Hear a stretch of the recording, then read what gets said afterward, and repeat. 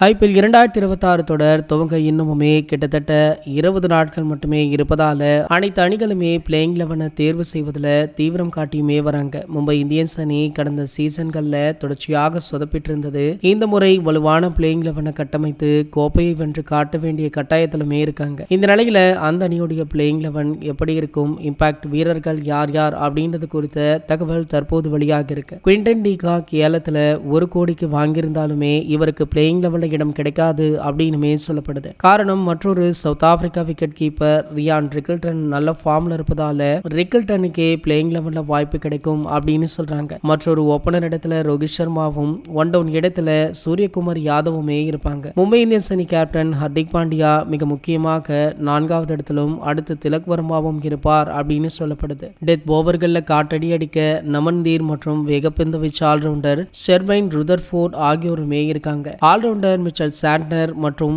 Mic Markande ஆகியோர் சுழற்பந்து வீச்சாளர்களாக playing 11ல இருப்பாங்களா. லெக் ஸ்பின்னர் மைக் மார்க்கண்டே சமீபத்தில் டிஒய் பட்டேல் T20 கோப்பை தொடரில் விளையாடி 4 ஓவர்களில் 15 ரன்களை மட்டுமே விட்டுக் கொடுத்து ஷ்ரேயஸ் ஐயர் உட்பட 4 விக்கெட்டுகளை தட்டி தூக்கியிருக்காரு. ட்ரெண்ட் போல்ட் மற்றும் ஜஸ்பிரீத் பும்ரா ஆகியோர் முழு நேர வேகப்பந்து வீச்சாளர்களாக இருப்பாங்களா. இம்பாக்ட் வீரர்களாக தீபக் சாகர், ஷார்துல் தக்கூர், அஸ்வானி குமார் ஆகிய 3 பேர்ல ஒருவர் இருப்பாங்க அப்படின்னுமே சொல்லப்படுது. ஆகையால பார்த்தீங்கன்னா மும்பை இந்தியன்ஸ் உடைய 11 அணி இதுதான்.